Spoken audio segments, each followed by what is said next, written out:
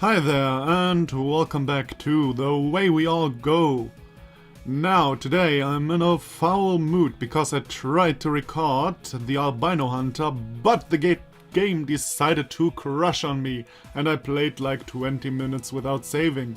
Also, I had hideous battles with a boss that I couldn't beat in Capella's Promise, and all in all, it was a shitty day, at least concerning what I tried to record. So today I am in the mood to take a bitch to Suplex City, if you get what I mean. So I hope, at least this time, The Way We All Go won't get me worked up. But we'll see about that. A sudden flash of inspiration crosses my mind, illuminating my thoughts more clearly than a clap of thunder.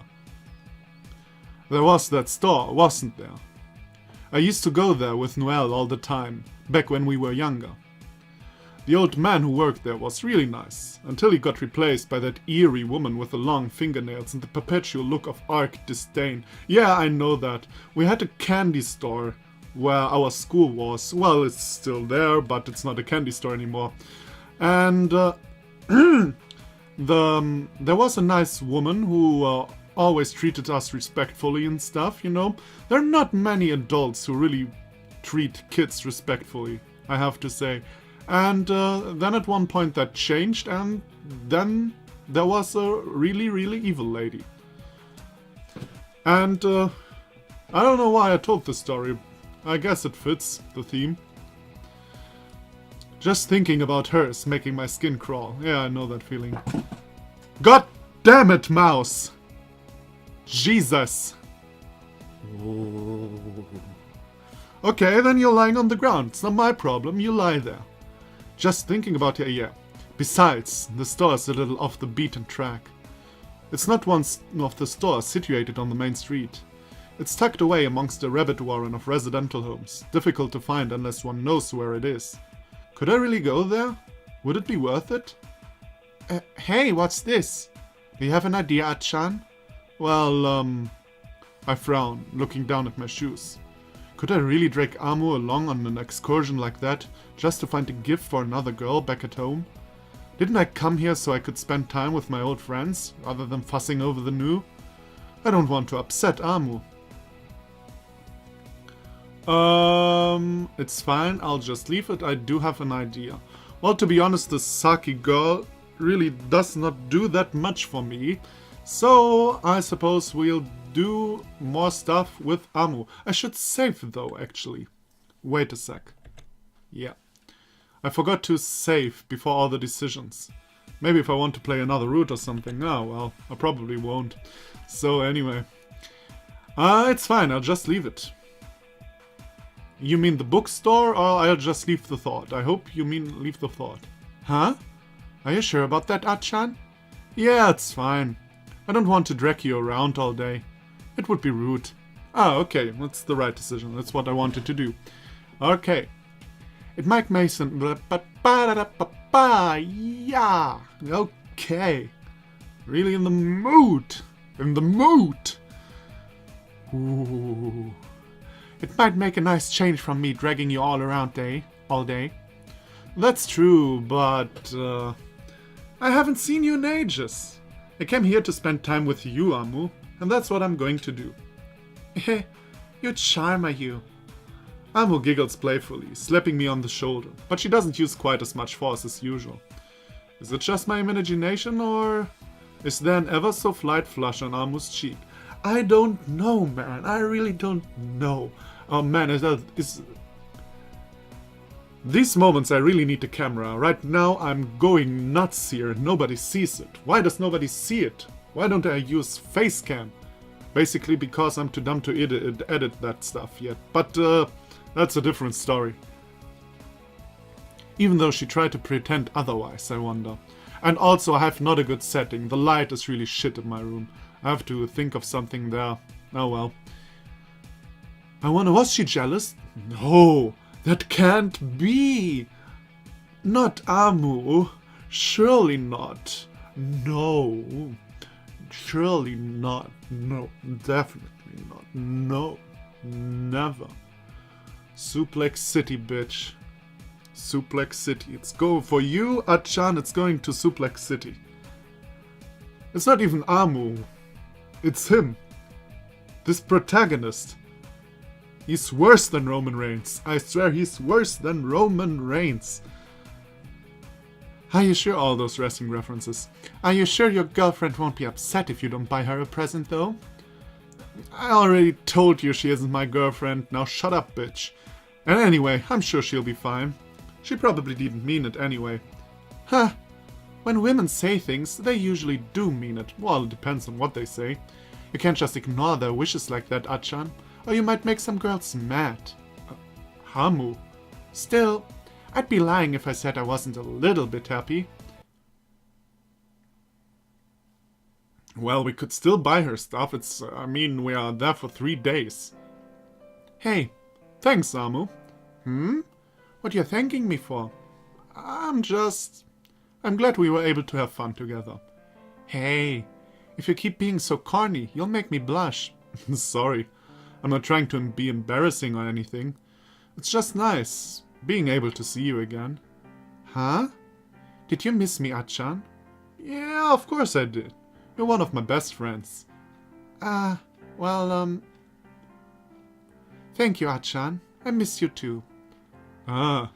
Somehow, despite that smile, the atmosphere between us has become kind of heavy. Amu noticed this too, because she giggles and prods my cheek with her finger. Aww. You know, you can work me up fast, but you can calm me down fast. That was such a cute sound. I hope it shows up on the audio. What? You're blushing, Achan. No, I'm not. I protest childishly, yeah, definitely, and break away from Amu, turning to hide my face. Naturally, this doesn't stop Amu from laughing at me. Jeez. But hey, Achan, what is it? Are you going to make fun of me again?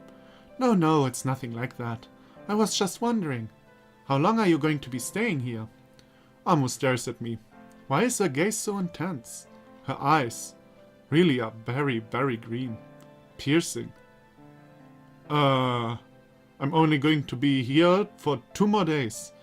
I leave on Thursday evening at 7 p.m. Huh. Just 2 days then. Well. Ow. Because I wasn't expecting it, my shout of pain goes unchecked. It's far too loud. People turn me to give me curious stares. Are they worried I'm being assaulted? No, I feel like telling them, don't be alarmed. My life isn't in any danger. Although that might be debatable. It's just Amu, my childhood friend, beating my back so hard my spine might break. Of course I don't say that. I don't really like talking to strangers. Neither do I like being stared at them. Amu, by contrast, doesn't seem to care at all. In fact, I think she relishes it. Oh well. Well then, you'll simply have to make this trip one to remember, right? Do your best. Her voice is so loud it's making people stare more. Right. Of course. So, Achan? Huh? What is it? How are you getting home? Why do you want to know? Are you planning on stalking me? Of course not, silly. I already know where you live. If I wanted to stalk you, I could just go ahead and do it. You know, that doesn't make me feel any better. My dad is gonna drive me back to the village once the cafe closes. Do you want to get a lift too? Oh well, I don't know. I have my bike, maybe it won't fit. My dad's car is pretty big, just like his mouth. There'll be enough room in the back, don't worry. I waver, unsure. Since Amu's offering, it might be rude to refuse, but I do find her dad ever so slightly terrifying, and I'm sure he'll ask me lots and lots of awkward questions. Questions I'd rather avoid. So, I am like 99% sure. I'm always deciding, except for one decision. When I talked about Noelle, I always decided in favor of Amu. But to be honest, that's what I would do. Who would say, no man, I'm driving home with my bike for no apparent reason. If there was a reason, like I have to hurry, I want to meet Shaquille O'Neal or Kobe Bryant or I don't know. Then yeah, okay, no question. But this? Why would I not go home with Amu? It's dumb. Oh, and I forgot to save. Oh well, I'll do it now. Alright, here we go. And so I end up getting a lift home with Amu's dad. Although I know very little about cars, I know enough to realize this car is pretty old. Well, judging by the inside, it looks like a VW Käfer. You know, Volkswagen. Do you know that in America? I mean, I know that German cars are very famous and stuff, but I have no idea to what extent. And to be honest, I don't have any ideas about cars in general. So, you probably know better than I do. Although I know very little about cars, yeah, I know enough to realize this car is pretty old. The interior smells funny, and the seats look worn and frayed. It doesn't help that Amu's dad seems to be driving too quickly. As the car speeds along down this country road, take me home to the place I belong. Jesus, I can't talk today. I feel myself being jerked about in the back seat, my body shaking like a pinball. Yeah, I know that. That actually really happens if you drive in a old Käfer. I don't know. Do you know Käfer? The German car thingy from Volkswagen. I don't know if you know that. VW, Volkswagen. Oh well. Actually, when you drive with that, like you don't even need to drive very fast. But if you already drive like 90 kilometers per hour, I don't know how many miles these are, it seems like you are driving the race of your lifetime. It's amazing and astounding. Sitting in the front of the car beside her father, Amu complains bitterly, her arms folded. This car is such a piece of junk. Why don't you get a new one, Dad? Because times are hard, sweetheart. Times are hard. We've got to make every penny count. Greatest laugh ever. If that's the case, maybe you shouldn't be driving so quickly. Nonsense, nonsense. Driving fast is part of being a man. It makes me feel young again. Besides, I've been with Yukiko for almost 20 years now. She can handle it. She's a reliable kind of woman. Yukiko. Dad calls the car Yukiko. It's his thing. That's right. I could never part with her. She's like the wife I've never had. You do have a wife, though. You're married to her. Amu's dad laughs, slapping the steering wheel of the car in good humor. His hands are so large I worry he might split the wheel in two. Too true, too true. Your mother's a good woman, dear, but she isn't quite the same as old Yuki here. A man and his car, they have a special bond, you see. Sometimes that bond is even tighter than the bond between a man and his wife. You are going to Suplex City as well. You goddamn stereotype driving man. I have watched too much wrestling in the last 24 hours. You have to bear with me. Anyway, my boy, yes. I'll tell you a story. An exciting tale. A story about men for men. It'll really get your blood pumping. Oh, jeez. Even though I can't see her face, I'm sure Amu's rolling her eyes. I keep trying to tell Amu here, but she doesn't get it. She's not a man, I guess. Doesn't think like one. Even though she acts like one. Come on, Dad, cut that out. It's annoying. Now, dear, some people are interested in stories like this. So, I'll tell you a tale. A tale about a man and a trout. And so, Mr. Jugasaki launches into a very long, very detailed, very boring, and very loud rendition of his heroic fishing feats. I sink lower and lower in my seat, the whole while, muttering things like, I see, and how interesting, so he knows I'm listening, but I don't think he'd care even if I wasn't. It's clear Mr. Jugasaki isn't interested in having a conversation. He just wants somebody to talk at and boast to. Yeah, man, there are people like that. Now that I'm in his car, trapped with no means of escape, I have no choice but to listen. So, lad, do you know how large that fish was? Well, do you? Do you? I don't know how big the fish you caught was. I couldn't possibly imagine, sir. There's no need to be so polite. There is no need to call me sir. Plain old Kentaro will do. After all these years, you know each other? Oh, yes, of course. But I still don't call Mr. Jugasaki that. It would seem wrong somehow, given he's such a towering figure. It would be like calling a mountain a molehill. Ah, so about that fish, I probably should have given them a different voice, but you know.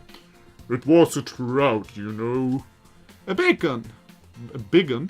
Okay. Amu rolls her eyes. Dad, do you have to? You've told me this story about 1,000,000 times already. Now, Amu, don't exaggerate. It's more like 5 or 6, maybe 7 at a push. But I'm not being prideful. Whoops. I'm not being arrogant. I'm simply sharing a darn exciting story, that's all. And you've got to admit, it is darn exciting. You wouldn't understand, Amu. Fishing is a man's world, you know, and only men like me and this young lad here can understand it. You know what I mean? I'm wondering how Mom even puts up with you. And so I spent the entirety of the awkward car journey being shouted at by Mr. Jugasaki, as he tells me the darn exciting story of his various fishing exploits. So, if I would have gone by bike, would I just missed that? Or maybe I would have met Noelle or something. Oh well. And so I spent the entirety of the awkward car journey being shouted at by Mr. Jugasaki, as he tells me the darn exciting story of his various fishing exploits.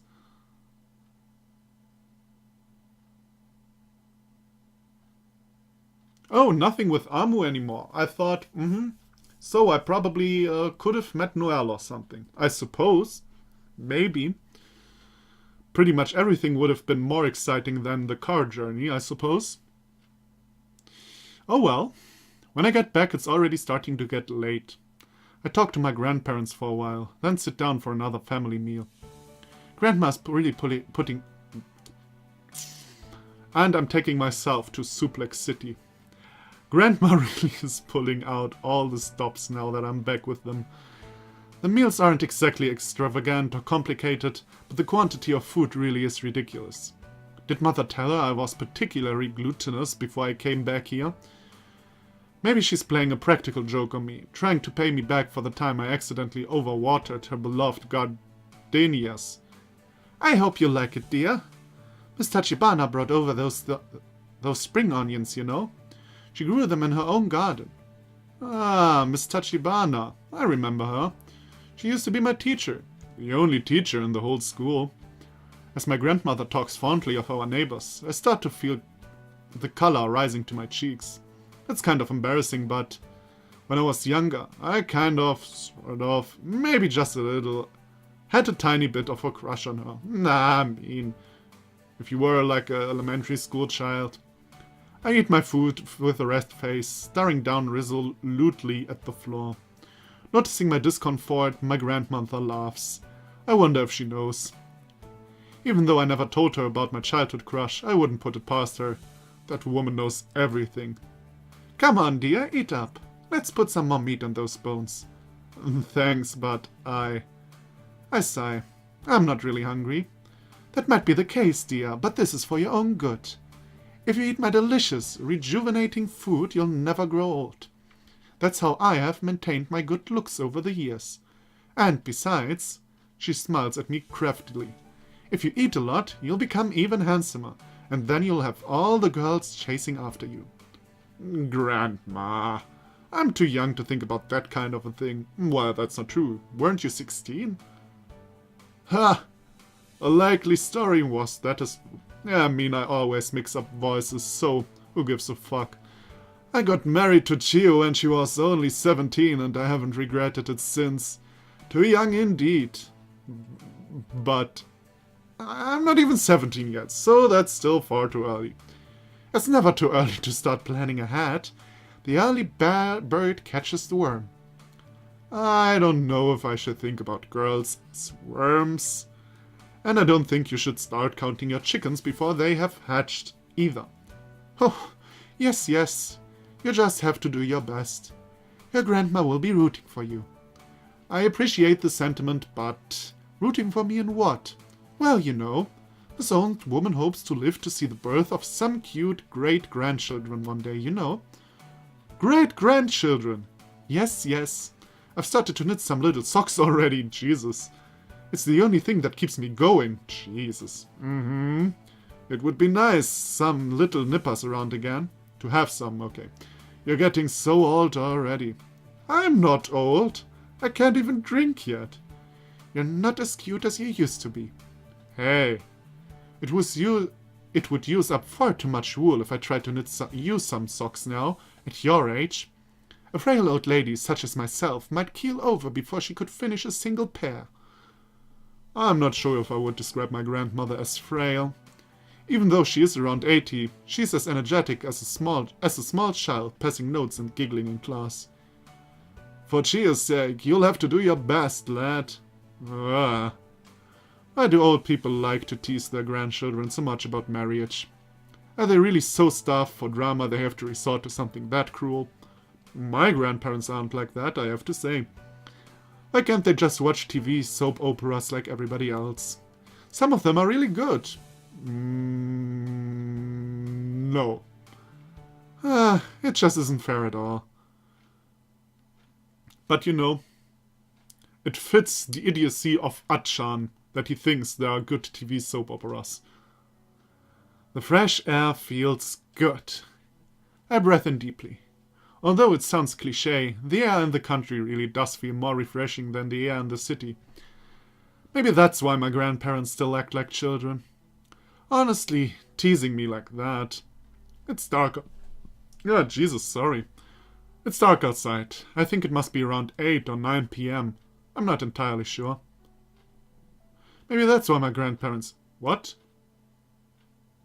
Why did it go back? Okay. There are no large roads that run through the small village. There's no need for street lamps. That means when it starts to get dark here, it gets really dark. One would think it is unsafe to wander around at night, the only visibility coming from the moon. But that isn't really true. Because so few people live here and everybody knows everyone else, the environment is safe. I don't feel any particular worry. In actuality, I was feeling more concerned sitting in the living room with my grandparents, being teased about great-grandchildren and tiny, knitted socks for tiny, newborn feet. I shudder.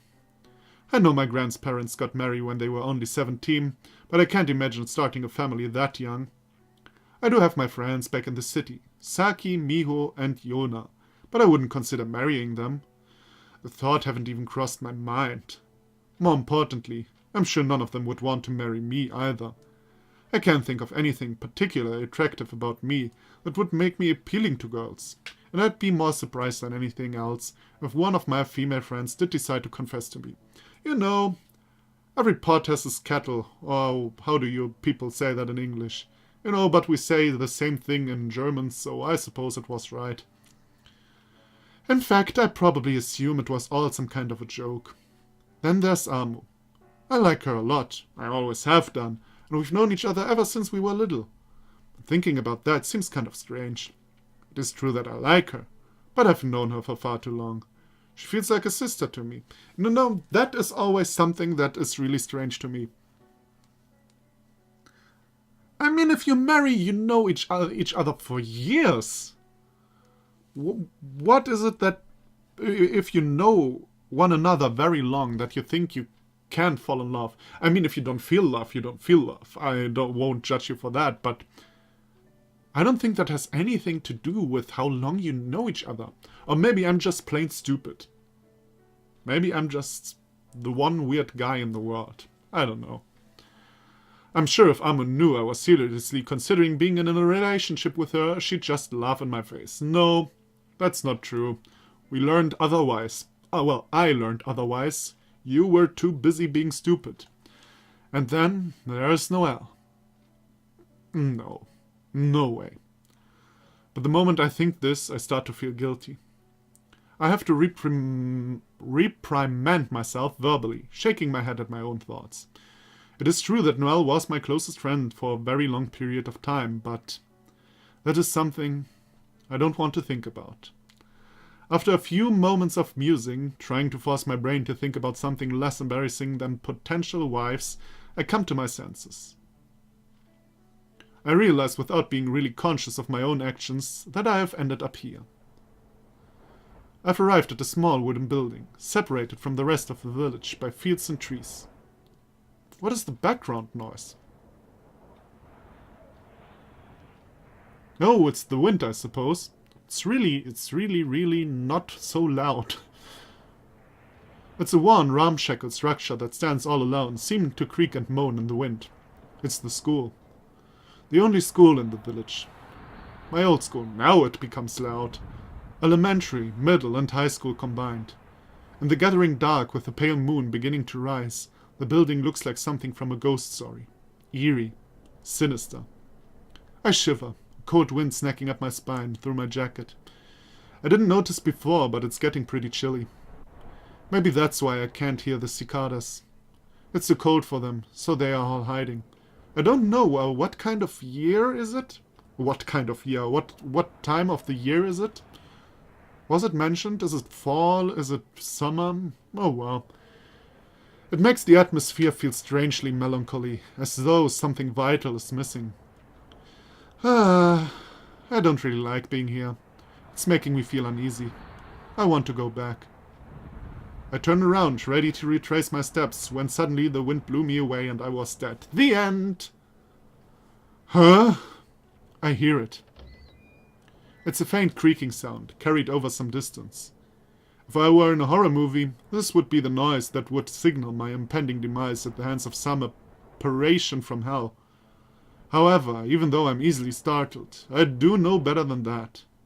Although I don't like ghost stories, I'm sensible enough to not believe in them. Even though, as a child, I did used to check in my wardrobe for monsters every night before I went to bed. You know, so many children had it so easy when they were kids. They check under the bed, they check in their closets, and then they think, no monsters, okay. I always was ready for a monster to come into my room. I mean, what kind of monsters do they have that they need to hide? When a monster was coming for me, it could come at any time and could rip me apart because it's a monster, or a ghost, or whatever. No physical laws. Maybe I was just too intelligent for my own good, I don't know. It isn't a completely alien noise. In fact, I recognize it. When I was younger, it was a sound I heard a lot. It's the sound of a swing. To be more precise, it's the sound of the old, rusty swing situated in the small playground around the back of the school. That playground, overgrown with grass and flowers, was where I used to play during the break time at school. Even though it only contained a few swings and a slide, I still found it fun. Because there was so little playground equipment, a lot of the bigger children would get there first, shoving their younger ones out of the way. I remember during that time, the 12-year-old Amu was remorseless. She would shout at the older kids and threaten to hit them, so they ran away in fear. Oh well, sounds like her, I suppose. That way the younger children could play. I mean, for a greater cause, that's okay. I think the little kids saw Amu as some kind of hero because of her exploits. That reality does take me back. But who is playing on those swings at night? I bet it's one of the kids from the village. Maybe it's just the wind? Though they can't be too young, or else they wouldn't be allowed out by themselves. Jesus, the wind is loud now. Not at this time. So, who could it be? I'm curious. It's Noel. Let's bet it's Noel. Or maybe it's Amu. Maybe I already chose the Amu route or something. See about that. Silently, I walk around the back of the school building. I take great care where I place my feet, trying not to make any noise. I don't know why, but I feel kind of excited. And also a little bit scared. Or maybe this is the horror part, who knows? My heart pounds in my chest. My thoughts tick over quickly, running through a list of possibilities. Maybe it is a ghost after all. The ghost of a young child playing on a swing in the middle of the night under the full moon. Yeah, right. As if I'd believe in something like that. Who now an owl? Great. I creep over to the small park quietly. The wind rustles through the long grass, the surrounding trees. An owl hoots overhead. I walk closer, closer, and closer. And then my breath catches in my throat. Oh, okay, who are you? I don't really know you.